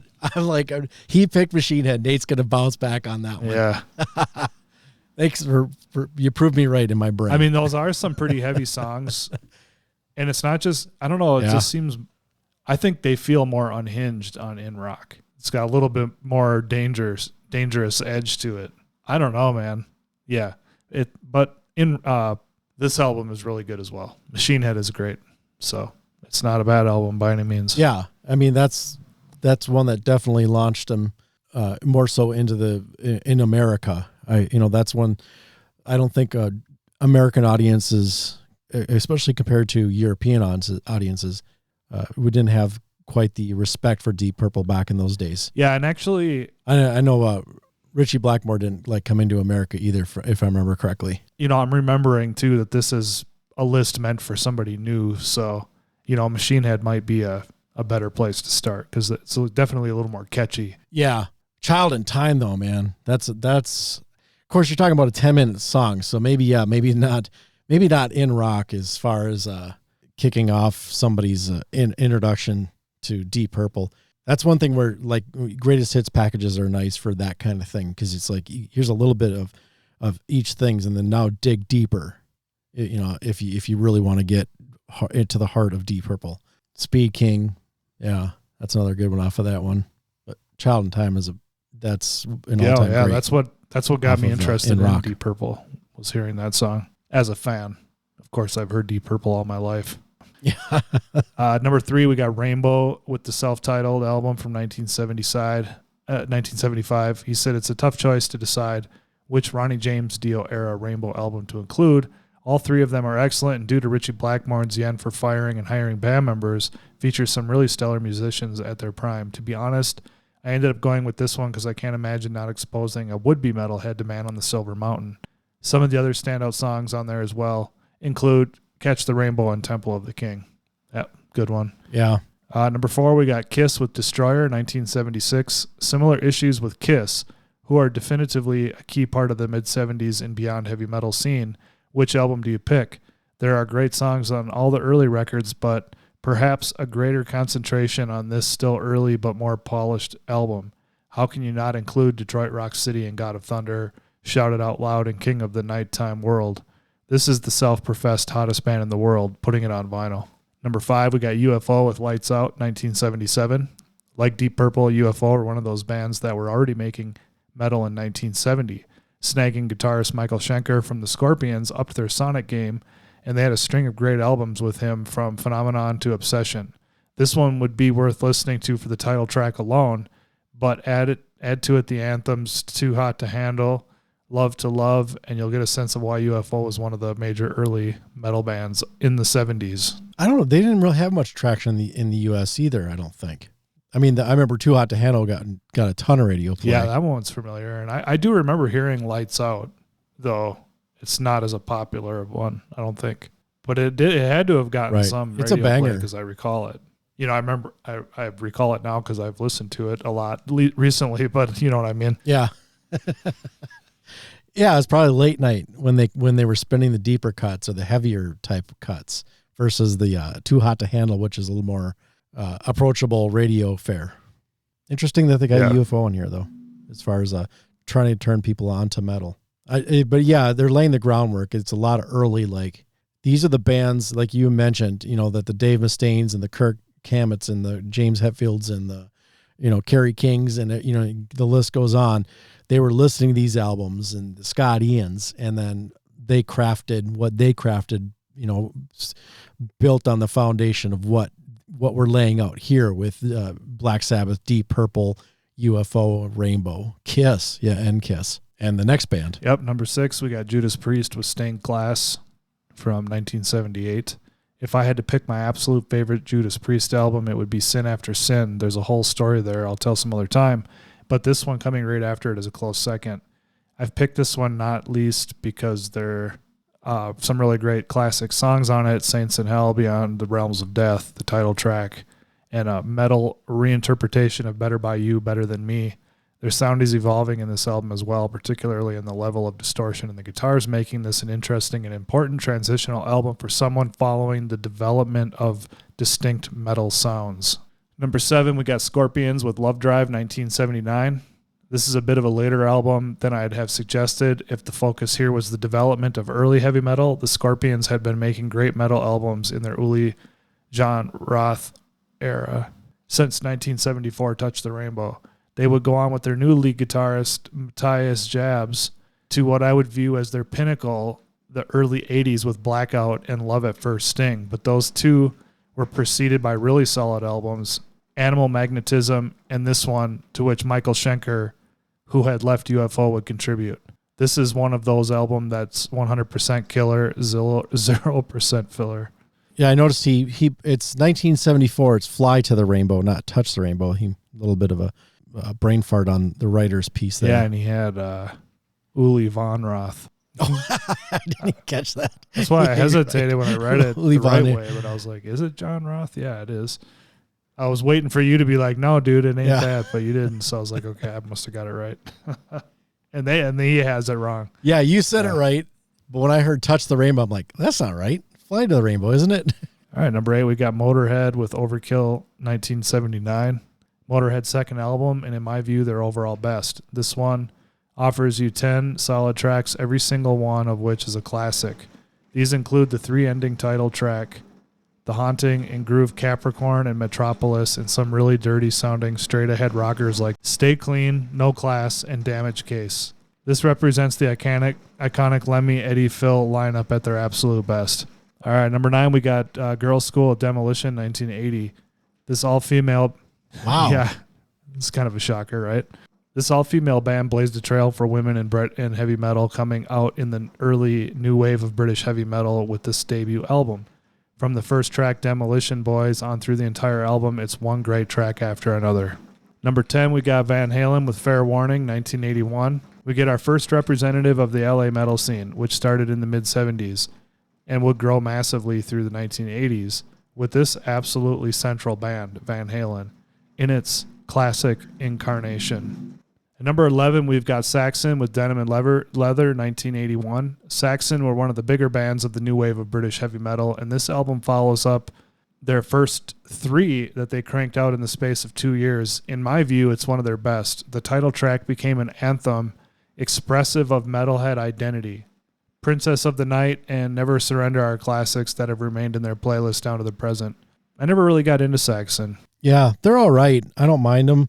And going through Time Travel Radio, kind of, there's, it's nice to include them and stuff, but, even seeing them live when we, with Judas Priest, it was like, that's all right. I appreciate their contributions, but yeah, it was not a band that really clicked for me, but I don't mind hearing their stuff either. Number 12, we've got Venom with Welcome to Hell from 1981. I really I laughed when I saw this one. I was like, wow, yeah. But it's historical, I guess. It's a good album. Another absolute. But you're going to turn somebody on to metal by spending that? Well, maybe. I liked this stuff when I first heard it. So I'm like, okay, if you don't like Van Halen, maybe you'll like this. Right. Van Halen's Too Light. Check out this one. You want to burn some churches? Well, let me tell you. Yeah, I got the album for you, pal. He says another absolute important new wave of British heavy metal band, particularly for the role in spawning early black metal. It's raw, unpolished, angry, in-your-face stuff. Claims float around that Venom couldn't really play their instruments, but all you've got to do is listen to 1,000 Days in Sodom to realize that is not the case. Number 13, we've got Raven, Rock Until You Drop, 1981. Rounding out our trio of new wave of British heavy metal albums and bands from 1981, we have another album that contributes to the rise of a genre, speed metal, with this power trio getting labeled as well as athletic rock. All right. I'd never really listened to Raven. I definitely dig them, especially if you want to kind of get that new wave of British heavy metal stink on you. At number 14, we've got Iron Maiden's Number of the Beast, 1982. He said, I could really recommend any of the first 4 of this band's albums, so this was a tough choice. I'll admit that personally, like Killers and Peace of Mind, the 2 albums bookending this one a little bit better. They're all 3 of them simply awesome albums as is their debut. But after some consideration for the purpose of these recommendations, I'd have to do with this one. It's the first one with Bruce Dickinson on vocals and the last one with Clive Burr on drums. Then at number 15, we got Twisted Sister, Under the Blade, 1982. I thought this one was a little interesting. Yeah. First of all, the Twisted Sister's on here, and second, that they didn't go with Stay Hungry. He says there's a real menace that comes through on these tight compositions, particularly Destroyer, Run for Your Life, and What You Don't Know Sure Can't Hurt You. I might have went with Stay Hungry over that one, but number 16, we've got Def Leppard with Pyromania, 1983. The last great album of this originally new wave of British heavy metal band, in my view, and one that cemented their status in the metal pantheon. Okay, this one is definitely a must, and that is number 17's Dio with Holy Diver, 1983. Nice. Ronnie James Dio was one of the most powerful voices and one of the most insightful observers and one of the greatest band leaders in heavy metal. No doubt about it. Yeah. Number 18, we got one of my jump-off points for this for metal, and that is nice. Motley Crue, Shout at the Devil, 1983. Yep, that was part of my early musical indoctrination to the evil heavy metal. Yeah, this one, too, is pretty good. And number 19, we got Rat with Out of the Cellar, 1984. Oh, nice. Closely connected with Crue, who they partied and sometimes rehearsed with, as well as more distinctly with Dokken, where bassist and second vocalist Juan Grossier came from. Rat started with a really solid EP and then brought out this absolute classic. Every single song on this album is a great one. Cover to cover, great album. Number 20, we got Accept Balls to the Wall from 1984. And he says he was torn between this and its predecessor, Restless and Wild. I would have went with that one. That's all I got to say. I don't know if I would have included Accept on the list if I had to pick 25 bands. Yeah, right. I wouldn't. Except that Restless and Wild often gets cited as a jump-off point for speed metal, if you will. And number 21, I was kind of puzzled by this one, too. And we've got Tank with Honor and Blood from 1984. He's really heavy on the new wave of British heavy metal bands. And this is one. Yeah, I'm noticing it. I'm noticing a pattern here. He said they churned out 3 really solid albums from 1982 to 1983, and then there's this one. Okay, here we go. Another classic, number 22, Metallica with Ride the Lightning, 1984. I thought it was pretty cool that they picked this one and not like Master of Puppets, though I don't know why you wouldn't have picked Master of Puppets, but maybe he says here, one of the most important of the early thrash bands, Metallica was young, fresh, talented, and tight, and bassist Cliff Burton was still alive for their first 3 albums. This one sits right in between their first Kill 'Em All and their third Master of Puppets. It's tough to choose between them, but for appreciating classic metal, this was perhaps the best.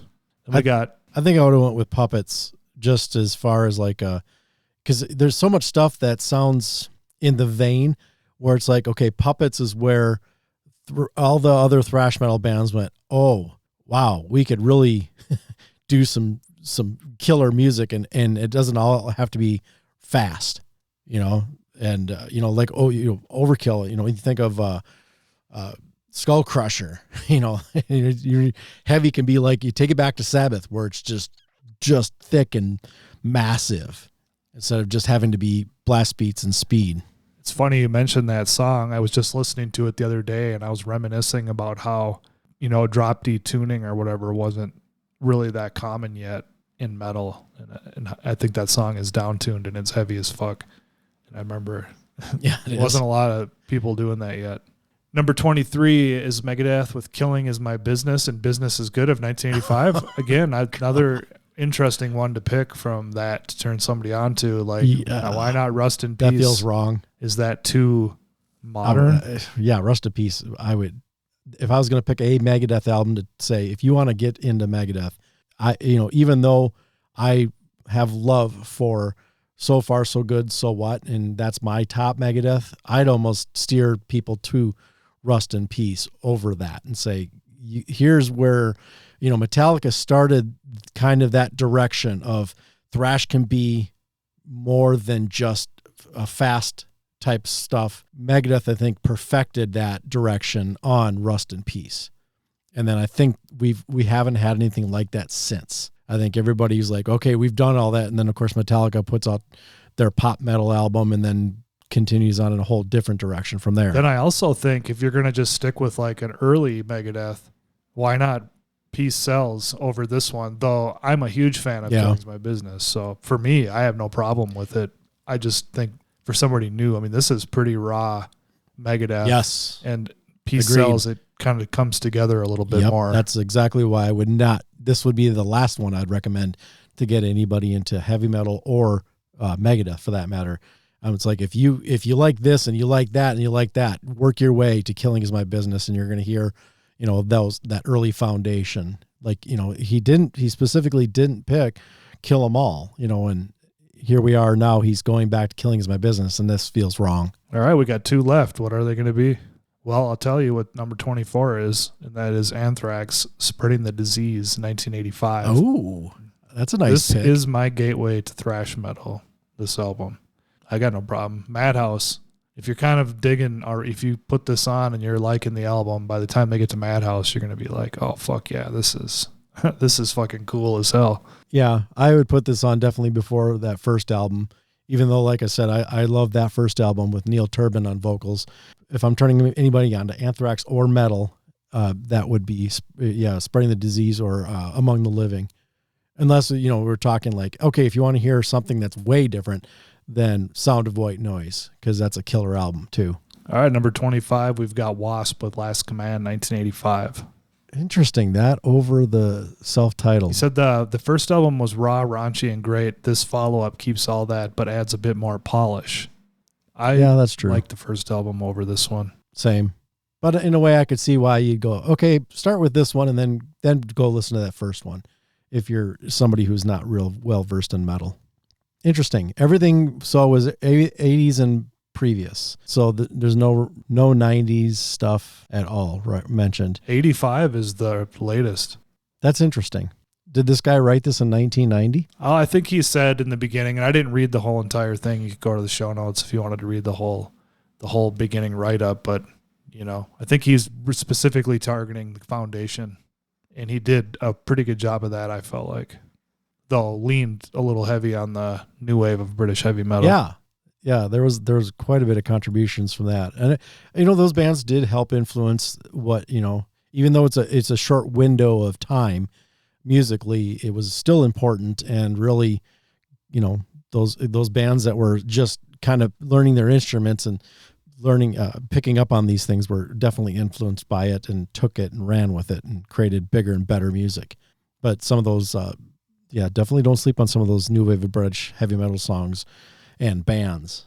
There's some killer stuff out there that I'm discovering, digging quite a bit. But yeah, interesting group of records. But yeah, I guess if you're going to keep it in the 80s, then I can see why you wouldn't go with Rust in Peace. But still, that's an odd one. That's an odd Megadeth selection. Yeah, I still would have went with Peace Sells over Killing's My Business. Maybe that's one of the exercise we should do, Nate, is pick, do the same exercise. Come up with 80s, 70s, and 80s albums that you'd pick 25 and turn people on with, and see what we come up with. Yeah, I'm down. I mean, separately. Let's do it. Sweet. All right. Well, yeah, that was an interesting list. Some stuff we'd obviously push up against and change out some stuff, and maybe even not include some of those bands. But it's a broad spectrum of bands that are out there, and you got a few. Covered the LA scene and covered the new wave of British heavy metal and the proto metal stuff, and the bands that don't want to be considered heavy metal, with like the Deep Purple specifically. So good stuff. They're a heavy metal band, I would say. Yeah, they don't want to be called that. That's too bad for them. There. Do we need to consult with Richie Blackmore? Suck it up. Make sure we're doing proper classifications. Yeah, well, you can meet him at Bolskin House and just have a good conversation over some wine or something. All right. Well, yeah, interesting list. That was still fun to go through, even though, like I said, we didn't agree with everything. Lots of fun stuff. But Nate, we're going to wrap it with a song. Which one did you pick? What from all that, you narrowed it down to one artist out of the 25. What did you select? Honestly, as I was going through it, I just decided to roll right away. I was going to do Dio. Oh, really? Yeah. That was your inspiration. Nice. I think it's what a great time to play a Dio song off Holy Diver. And I went with the closing track, Shame on the Night. Oh, nice. It's a pretty epic track. It's a really solid album closer, just in general for nice metal. Selection. Deep cut in a fashion, compared to a lot of the stuff that would normally get played. Hell yeah. So if you've not heard this before, you're in for a treat. So here we go. Little Dio off of Holy Diver, Shame on the Night. Nate, always good hanging with you. And until next time, my friends, stay heavy.